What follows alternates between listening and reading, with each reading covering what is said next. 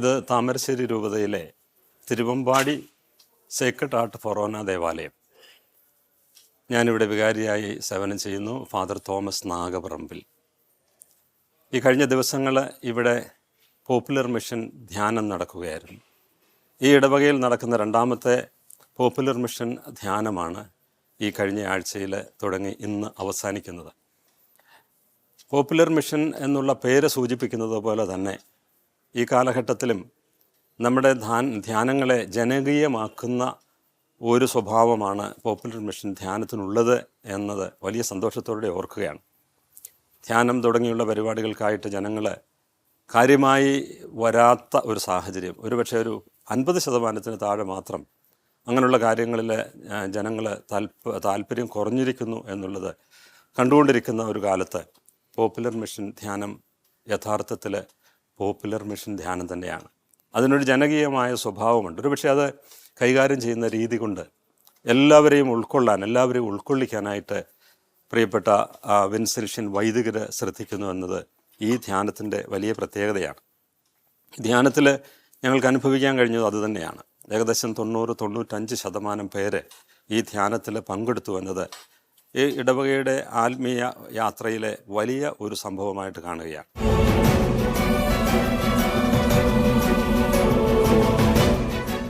നമുക്ക് പ്രത്യേകമായിട്ട് ദൈവത്തിൻ്റെ അനുഗ്രഹവും കൃപയും 40 വർഷങ്ങൾ, അതോടൊപ്പം തന്നെ കുടിയേറ്റത്തിൻ്റെ ഒരു നൂറ്റാണ്ട്.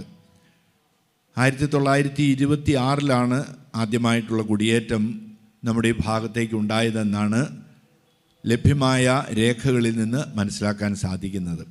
നമുക്കൊരു 100 വർഷം നമ്മുടെ പ്രിയപ്പെട്ടവർ, മാതാപിതാക്കൾ കടന്നു വന്നു. അവരാരും ഇന്ന് നമ്മോടൊപ്പമില്ല, നിത്യതയിലേക്ക് കടന്നുപോയി ഏറ്റവും ആദ്യം വന്നവർ. പക്ഷേ അവർ തെളിച്ച വഴിയിലൂടെ 1,00,000-ലധികം കുടുംബങ്ങൾ 40 വർഷത്തിൻ്റെ ഒരു ഗ്യാപ്പിൽ 40 വർഷമെടുത്ത് 1,00,000 കുടുംബങ്ങൾ ഈ മലബാർ പ്രദേശത്തേക്ക് കടന്നു വന്നു.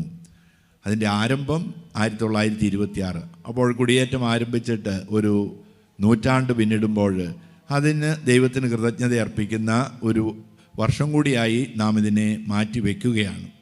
അച്ഛൻ സൂചിപ്പിച്ചതുപോലെ ഈ റൂബി ജൂബിലിയിൽ ഏറ്റവും പ്രധാനപ്പെട്ടത് നമുക്ക് ആത്മീയമായ ഒരുക്കമാണ്. അതിന് സാധ്യമാകുന്നത് പോപ്പുലർ മിഷൻ ധ്യാനം എല്ലാ ഇടവകളിലും നടത്തുക. ഇക്കാര്യങ്ങൾ ജോജോ അച്ഛനോടും ടീം അംഗങ്ങളോടും പറഞ്ഞപ്പോൾ വളരെ സന്തോഷത്തോടുകൂടി അവരതിനെ ഏറ്റെടുത്തു. 3 പ്രാവശ്യമെങ്കിലും അവർ ഇടവകയിൽ വരണം ഈ കാര്യങ്ങളെല്ലാം ക്രമീകരിക്കുന്നതിന് വേണ്ടി. അപ്പോൾ അവർ അങ്കമാലിയിൽ നിന്ന് 3 പ്രാവശ്യം ഇവിടെ വന്ന് യാത്ര ചെയ്ത് അത്രയധികം സമർപ്പണമാണ് അവരുടെ ഭാഗത്തു നിന്നുള്ളത്. എന്നെ എന്നും അതിശയിപ്പിക്കുന്നത് അവർ നമ്മുടെ എല്ലാ വീടുകളിലൂടെ കടന്നു വരികയല്ലേ. എന്തൊരു ഭാഗ്യമാണ് നമുക്ക് ഈ ജൂബിലി വർഷത്തിൽ, സഭയുടെ ജൂബിലി അല്ലേ, നമ്മുടെ വീട്ടിൽ വൈദികരുടെ ഒരു സാന്നിധ്യം ഉണ്ടായല്ലോ, അവരുടെ ഒരു പ്രാർത്ഥന ഉണ്ടായല്ലോ. നമ്മുടെ കുടുംബങ്ങളെയും നമ്മെ എല്ലാം അനുഗ്രഹിച്ചു. നമ്മോടൊപ്പം അവർ ഏറ്റവും സൗകര്യം കുറഞ്ഞ സ്ഥലങ്ങളിൽ എവിടെയാണോ നാം ഒരുക്കി കൊടുക്കുന്നത് അവിടെ താമസിക്കുക. പള്ളിമുറിയിൽ അവർ താമസിക്കുന്നതേ ഇല്ല. നാം ഒരുക്കി കൊടുക്കുന്ന സ്ഥലത്ത് അവർ താമസിക്കുന്നു. നാം നൽകുന്ന ഭക്ഷണം അവർ കഴിക്കുന്നു. അതോടുകൂടി ഏറ്റവും ലളിതമായ രീതിയിൽ നമ്മോടൊപ്പം ആയിരിക്കുകയാണ് ഈ ദിവസങ്ങളിൽ എല്ലാം തന്നെ. അതും നമുക്ക് എത്രയോ മാതൃകയാണ് പ്രിയപ്പെട്ട വൈദികർ നൽകുന്നത്. അതിനേക്കാൾ കൂടുതലായിട്ട് വിശുദ്ധ വിൻസെൻ്റ് പോൾ ഈ പോപ്പുലർ മിഷൻ ആരംഭിച്ചപ്പോൾ നൽകിയ അതേ ഒരു മാതൃക, ഒരു പ്രതിഫലവുമില്ലാതെ സുവിശേഷം പ്രസംഗിക്കണം. ഈശോ ആവശ്യപ്പെട്ടതാണത്. നിങ്ങൾ പ്രതിഫലം, വചനം പങ്കുവെക്കുന്നതിന് പ്രതിഫലം ഒന്നും വാങ്ങരുത്. യാതൊരു പ്രതിഫലവും വാങ്ങാതെ 2-3 പ്രാവശ്യം അങ്കമാലിയിൽ നിന്ന് ഇവിടെ വരുന്നു. വാഹനത്തിൻ്റെ ചിലവ്, അതിന് വരുന്നതിൻ്റെ യാത്രാ ചിലവ്. 10 വൈദികരാണ്, 4 ഡീക്കന്മാരാണ്, 4 ശുശ്രൂഷകർ, ഗാന ശുശ്രൂഷകരാ ഈ ദിവസങ്ങളിൽ നമ്മളോടൊപ്പം ഉണ്ടായിരുന്നത്. അവർക്ക് വേണ്ടി യാതൊരു ഒരു രൂപ പോലും നമ്മിൽ നിന്ന് വാങ്ങാതെ ഇത്രയും വലിയ ശുശ്രൂഷ അവർ ചെയ്യുമ്പോൾ നമുക്ക് എന്തൊരു വലിയൊരു മാതൃകയും പാഠവുമാണ് അവരുടെ ജീവിതത്തിൽ നിന്ന് നമുക്ക് ഈ ധ്യാനം കഴിയുമ്പോൾ സ്വന്തമാക്കാനുള്ളത്. നമുക്ക് അവർ നൽകുന്ന ആ പാഠം നമ്മുടെ ജീവിതത്തിൽ സ്വന്തമാക്കേണ്ടത് ഏറ്റവും പ്രധാനപ്പെട്ടത് ദൈവം അവർക്ക് ആവശ്യമുള്ളതെല്ലാം നൽകും. പൗലോസ് അപ്പോസ്തലൻ ഫിലിപ്പിയർക്ക് എഴുതിയ ലേഖനത്തിൽ 4-ാം അധ്യായം 19-ാം തിരുവചനത്തിൽ പ്രകാരം പറയുന്നുണ്ട്. ഫിലിപ്പിയരോട് പറയുന്നുണ്ട്, നിങ്ങൾ എന്നെ സാമ്പത്തികമായി വളരെ അധികം സഹായിച്ചിട്ടുണ്ട്. ഞാൻ നിങ്ങളുടെ കയ്യിൽ നിന്ന് സാമ്പത്തികമായിട്ട് വാങ്ങിയത് എനിക്ക് വേണ്ടിയല്ല എന്ന് നിങ്ങൾക്കറിയാം.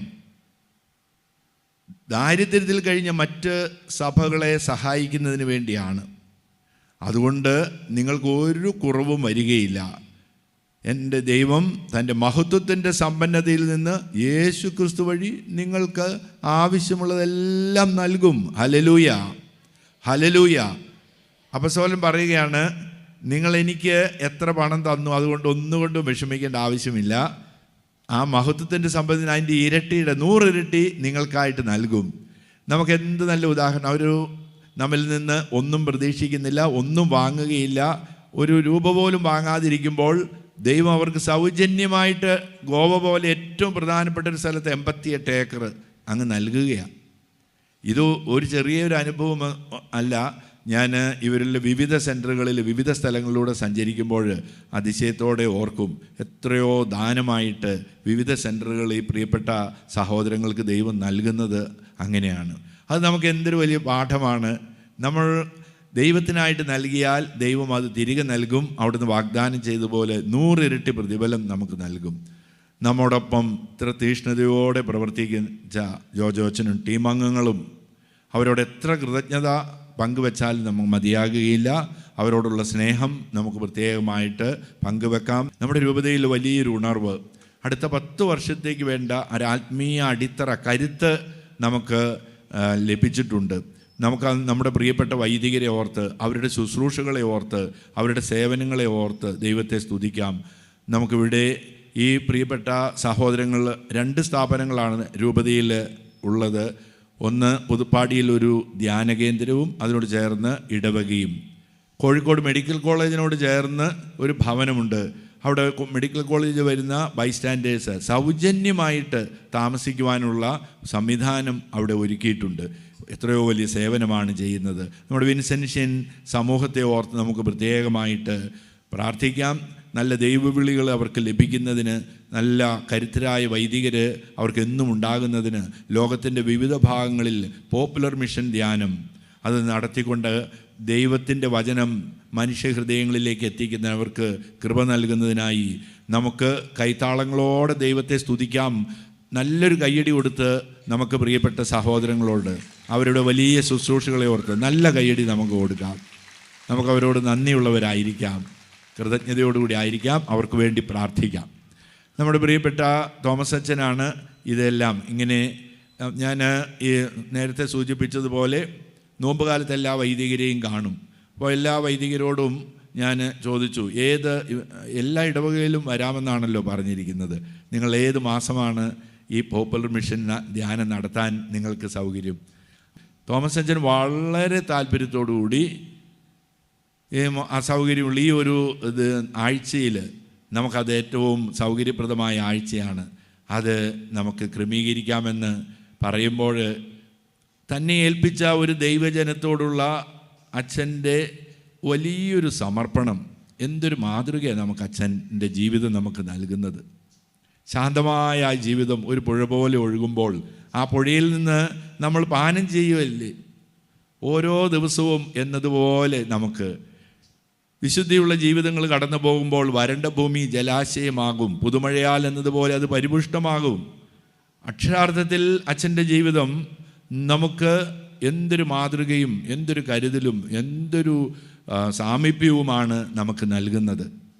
നമുക്ക് അച്ഛനെ ഓർത്തും ദൈവത്തെ സ്തുതിക്കും. നമുക്ക് ഈ ദിവസങ്ങളെല്ലാം ഒരുക്കി തന്ന അച്ഛൻ്റെ വലിയ കരുതലും സ്നേഹവും എല്ലാം നമുക്ക് ഓർക്കാം. അച്ഛനോടൊപ്പം തന്നെ കഠിനമായിട്ട് അധ്വാനിച്ച് നമ്മുടെ പ്രിയപ്പെട്ട കൊച്ചച്ഛനും അതുപോലുള്ള സഹപ്രവർത്തകർ, ഓരോ തോമസ് സാറ് ഇതിനെല്ലാറ്റിനും കൺവീനറായി നേതൃത്വം നൽകി. തോമസ് സാറിനെയും പ്രത്യേകം നന്ദിയോടുകൂടി ഓർക്കുന്നു. ഓരോ 4 സെൻറ്ററിലുള്ളവർ നേതൃത്വം നൽകിയവർ, പിന്നെ കമ്മിറ്റി അംഗങ്ങൾ, സഹായിച്ചവർ, ഇതിന് പിന്നിൽ പ്രവർത്തിച്ചവർ, എല്ലാവരെയും ഓർത്ത് അവരെല്ലാം ഓർത്ത് ദൈവത്തിന് ഒരിക്കൽ കൂടി നന്ദി പറഞ്ഞുകൊണ്ട് നല്ലൊരു കയ്യടി നമുക്ക് നൽകാം.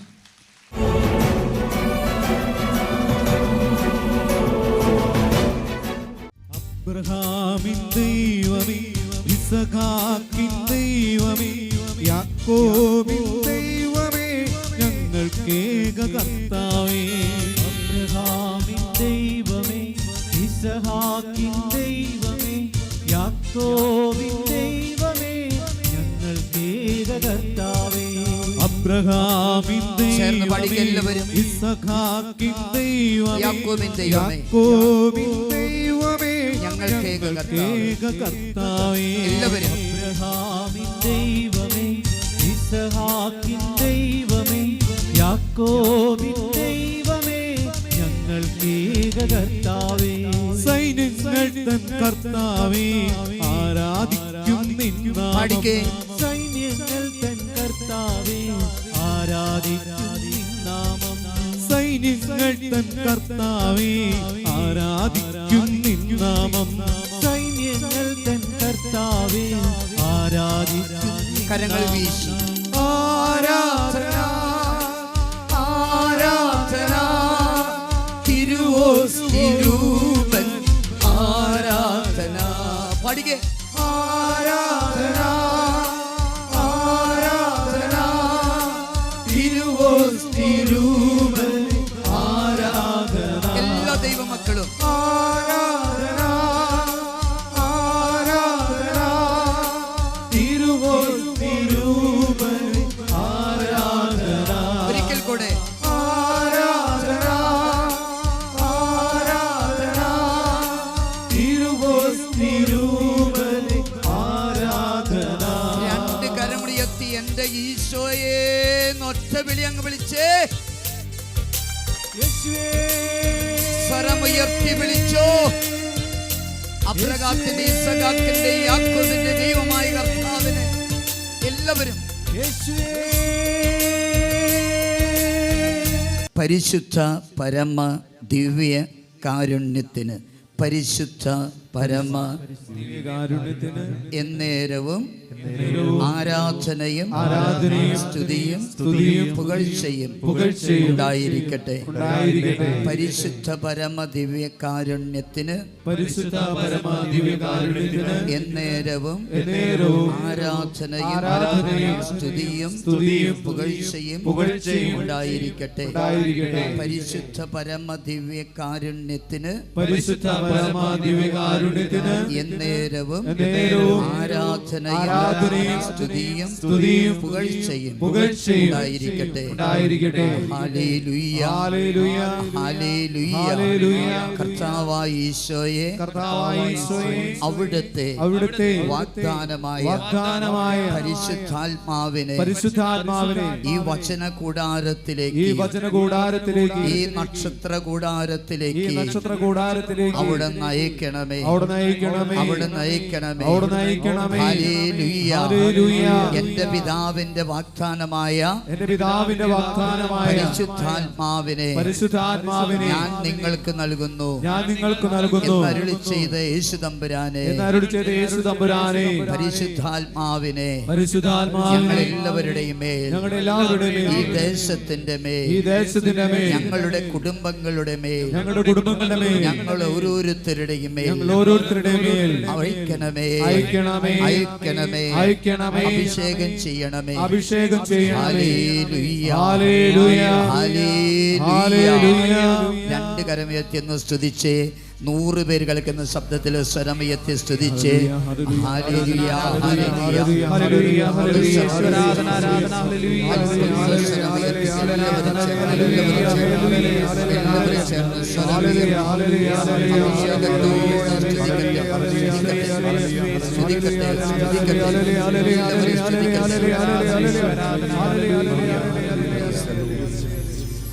മിശിഹായില് ഏറ്റവും സ്നേഹമുള്ളവരെ, യോഹന്നാന്റെ സുവിശേഷം 14-ാം അധ്യായത്തിലും 16-ാം അധ്യായത്തിലും യേശുതമ്പുരാൻ പരിശുദ്ധാത്മാവിനെ വാഗ്ദാനം ചെയ്യുന്നത് നമ്മൾ കാണുന്നു. ഈ പരിശുദ്ധാത്മാവിനെ ഈശോ നമ്മുടെ മേൽ അയക്കുന്നു പന്തക്കുസ്ത തിരുനാളിൽ. അപ്പോസ്തല പ്രവർത്തനം 2-ാം അധ്യായത്തിൽ 1 മുതൽ 4 വരെയുള്ള തിരുവചനങ്ങൾ. പന്തക്കുസ്താദിന് സമാഗതമായപ്പോൾ അവരെല്ലാവരും ഒരുമിച്ച് കൂടിയിരിക്കുകയായിരുന്നു. കൊടുങ്കാറ്റടിക്കുന്ന പോലൊരു ശബ്ദം പെട്ടെന്ന് ആകാശത്ത് നിന്നുണ്ടായി. അത് അവർ സമ്മേളിച്ചിരുന്ന വീട് മുഴുവനും നിറഞ്ഞു നിന്നു. അഗ്നിജ്വാലകൾ പോലുള്ള തീനാവുകൾ തങ്ങൾ ഓരോരുത്തരുടെ മേൽ വന്ന് നിറഞ്ഞു നിൽക്കുന്നതായി അവർ കണ്ടു. അവരെല്ലാവരും പരിശുദ്ധാത്മാവ് കൊണ്ട് നിറഞ്ഞു. ആത്മാവ് കൊടുത്ത ഭാഷണപരമനുസരിച്ച് അവർ വിവിധ ഭാഷകളിൽ സംസാരിക്കാൻ തുടങ്ങി. ഒന്ന് വലതുകരം എത്തി ഹല്ലേലൂയ പറഞ്ഞേ. പരിശുദ്ധാത്മാവിൻ്റെ 3 പ്രതീകങ്ങളാണ് ഇവിടെ ആത്മാവ് കടന്നു വന്നപ്പോൾ നമുക്ക് കാണാൻ സാധിക്കും. പരിശുദ്ധാത്മാവിൻ്റെ പ്രതീകങ്ങളിൽ ഒന്നാണ് കൊടുങ്കാറ്റ്, മറ്റൊന്നാണ് തീനാവ്, തീ, മറ്റൊന്നാണ് ഭാഷാപരം. ഇവിടെ പരിശുദ്ധാത്മാവിൻ്റെ പ്രവർത്തനം പൊതുവായ പ്രവർത്തനം കാണാം, വ്യക്തിപരമായ പ്രവർത്തനവും കാണാം. Communitarian aspect of the Holy Spirit, individual aspect of the Holy Spirit. കൊടുങ്കാറ്റായി വന്നതും തീനാവായി വന്നതും പരിശുദ്ധാത്മാവിൻ്റെ ഒരു അഭിഷേകമാണ് അവിടെ. ഒന്ന് ഹല്ലേലൂയ പറഞ്ഞേ. ഹല്ലേലൂയ. ആ കൊടുങ്കാറ്റായി വന്നത് പൊതുവായിട്ടുള്ള അഭിഷേകമാണ്. കൊടുങ്കാറ്റടിക്കുമ്പോൾ ശബ്ദം പെട്ടെന്ന് ആകാശത്ത് നിന്നുണ്ടായി. അതവർ സമ്മേളിച്ചിരുന്ന വീട് മുഴുവനും നിറഞ്ഞു നിന്നു. അതൊരു പൊതുവായ അഭിഷേകമാണ്. കൺവെൻഷൻ ഗ്രൗണ്ടുകളിലും ധ്യാന അവസരങ്ങളിലും ഇതുപോലെയുള്ള കൂട്ടായ്മയിൽ നമ്മൾ ഒരുമിച്ച് പ്രാർത്ഥിക്കുമ്പോൾ പരിശുദ്ധാത്മാവിൻ്റെ അഭിഷേകം നമ്മുടെ മേലും വരും. ഇനി തീനാവും ഭാഷാപരവും, അവിടെ അഗ്നിജ്വാലകൾ പോലുള്ള തീനാവുകൾ തങ്ങൾ ഓരോരുത്തരുടെയും മേൽ ഇൻഡിവിജ്വലായി വ്യക്തിപരമായി ആത്മാവ് ഇറങ്ങി വരുന്നു.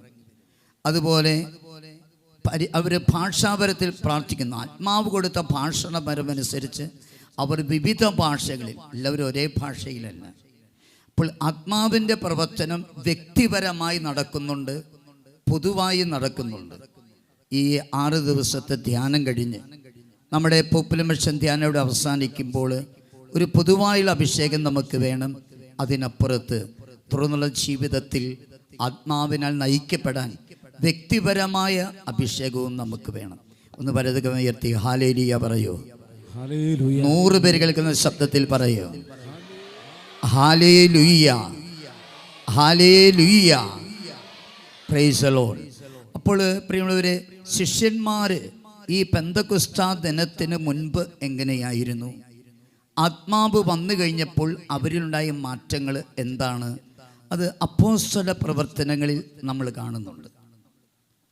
പരിശുദ്ധാത്മാവ് വന്നു കഴിഞ്ഞപ്പോൾ അവരിൽ പ്രകടമായി കണ്ട ഏറ്റവും വലിയ അനുഭവം, അവരിലുണ്ടായിരുന്ന ഭയം അവരെ വിട്ടുപോയി എന്നുള്ളതാണ്.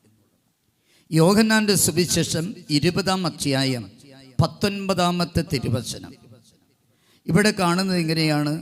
ആഴ്ചയുടെ ആദ്യ ദിവസമായി എന്ന് യഹൂദരെ ഭയന്ന് അവർ കതകടച്ചിരിക്കുകയായിരുന്നു. 3 വർഷക്കാലം ആരെ നേതാവായി കണ്ടുപോ? ആ യേശുവിൻ്റെ പിന്നാലെ നടന്ന അവർ ആ യേശുവിനെ യഹൂദരെ പിടിച്ച് കൊന്നുകളഞ്ഞെന്നറിഞ്ഞപ്പോൾ പ്രിയമുള്ളവരെ, അവർ ഭയത്തിനടിമകളായിരുന്നു. തങ്ങളെയും പിടിച്ച് കൊന്നുകളയുമോ എന്നൊരു ഉൾഭയം അവർക്കുണ്ട്. അതുകൊണ്ട് കതകടച്ച് അവർ പ്രാർത്ഥിച്ചുകൊണ്ടിരിക്കുകയായിരുന്നു. അവിടെയാണ് പരിശുദ്ധാത്മാവ് കടന്നു വരുന്നത്.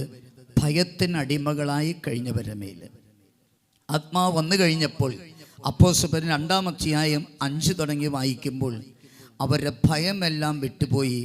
ആ നിമിഷം വരെ ഭയത്തിനടിമകളായിരുന്ന അവർ ചാടി എഴുന്നേറ്റ് വചനം പ്രഘോഷിക്കാൻ തുടങ്ങി.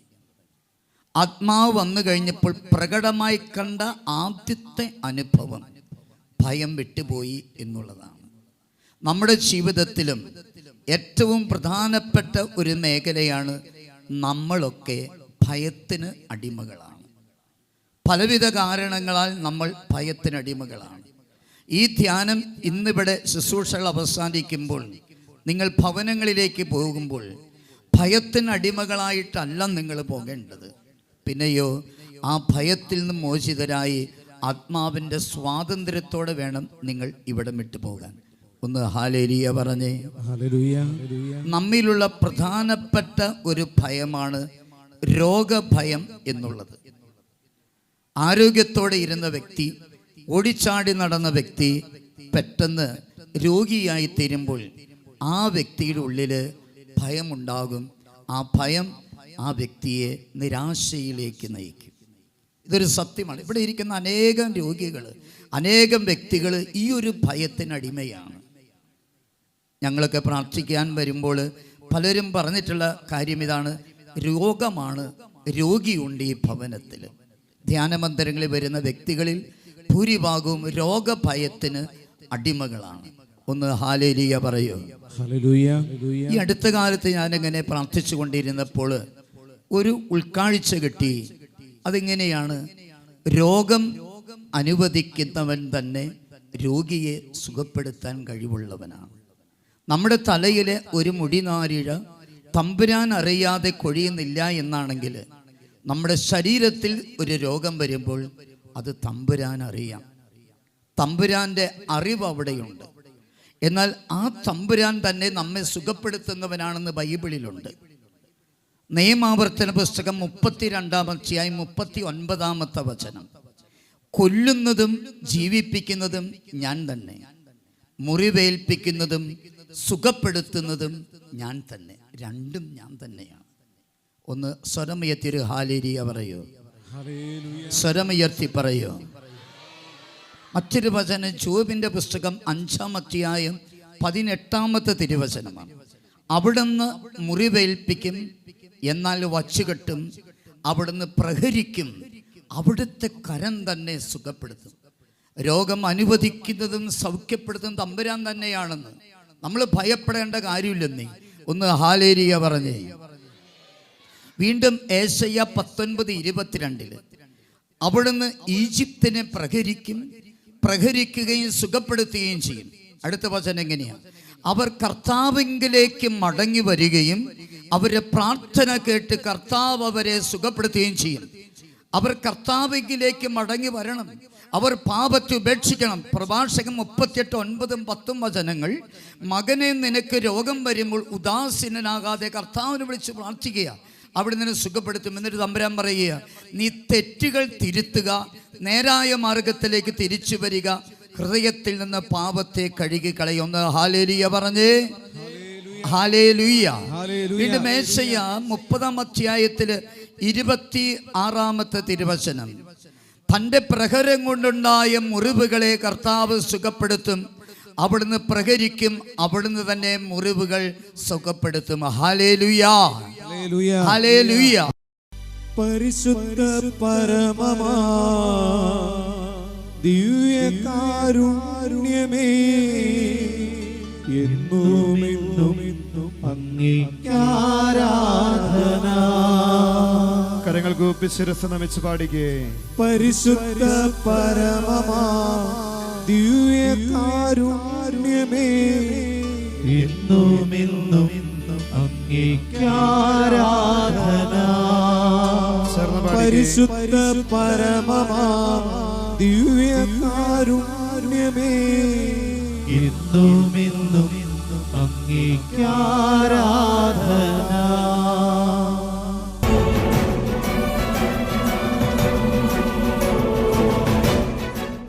ഞാൻ Thomas Valiyaparambil, Thiruvambady Sacred Heart forane church നേതൃത്വത്തിൽ നടക്കുന്ന വിൻസിഷ്യൻ ധ്യാനത്തിൻ്റെ ജനറൽ കൺവീനറാണ്. കഴിഞ്ഞ 6 ദിവസങ്ങളായി തിരുവമ്പാടിയിൽ ആത്മീയ ഉണർവിൻ്റെ വലിയ ആഘോഷമായിട്ടാണ് പോപ്പുലർ മിഷൻ ധ്യാനം 4 സെൻറ്ററുകളായിട്ട് നടന്നത്. ഈ ധ്യാനത്തിന് മറ്റൊരു പ്രത്യേകത കൂടി ഉണ്ടായിരുന്നു. താമരശ്ശേരി രൂപതയുടെ റൂബി ജൂബിലിയോടനുബന്ധിച്ച് തിരഞ്ഞെടുത്ത 40 ഇടവകളിൽ നടത്തുന്ന ധ്യാനത്തിൽ ഒന്നാണ് തിരുവമ്പാടി സേക്രഡ് ഹാർട്ട് ഫൊറോന ചർച്ചിൽ അരങ്ങേറിയത്. ആ കൂട്ടത്തിൽ തന്നെ ഇടവകയുടെ 81-ാം വാർഷികം കൂടിയാണ് ഈ വർഷം. അതുമായിട്ട് ബന്ധപ്പെടുത്തിക്കൊണ്ടാണ് പോപ്പുലർ മിഷൻ ധ്യാനം വിവിധ കേന്ദ്രങ്ങളിൽ നടന്നത്.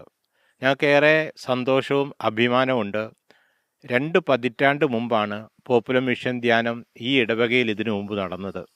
അതിനുശേഷം വലിയ ഒരു ആത്മീയ ആഘോഷത്തിൻ്റെ അരങ്ങുണരുന്ന പശ്ചാത്തലമാണ് ഈ തിരുവമ്പാടി ഇടവക സമൂഹത്തിൽ കാണാൻ സാധിച്ചത്.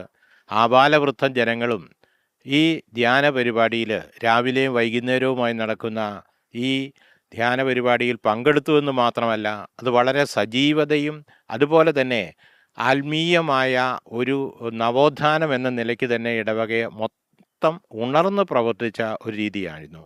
എല്ലാ പ്രവർത്തനങ്ങളും ഏറ്റെടുത്ത് വളരെ സജീവമായി. പ്രത്യേകിച്ച് പോപ്പുലർ മിഷൻ വൈദികരുടെ നേതൃത്വത്തിൽ നടന്ന ധ്യാന പരിപാടി ഇതിനു മുമ്പ് ഒരിക്കലും ഉണ്ടാകാത്ത രീതിയിൽ സ്വയം വിലയിരുത്തലിനും അതുപോലെ തന്നെ സഹോദര സ്നേഹവും ക്രിസ്തുവിലുള്ള വിശ്വാസവും ഊട്ടിയുറപ്പിച്ച് മുന്നോട്ട് കൊണ്ടുവന്നതിന് സാധിച്ചു. ഓരോ ദിവസത്തെയും ക്ലാസ്സുകളും ശുശ്രൂഷകളും എന്താണ് ഒരു വിശ്വാസി എങ്ങനെയാകണം, എന്താകണം എന്നുള്ളതിൻ്റെ കൃത്യമായ രൂപരേഖയാണ് ജോജോ അച്ഛൻ്റെ നേതൃത്വത്തിലുള്ള ടീം ഇവിടെ ഒരുക്കിയത്. അത് വളരെ ഫലപ്രദമായി തീരുമെന്ന് മാത്രമല്ല, ഇടവകയുടെ മുന്നോട്ടുള്ള പ്രയാണത്തിന് വലിയൊരു ചാലക ശക്തിയായി തീരുകയാണ് ഈ പോപ്പുലർ മിഷൻ ധ്യാനം.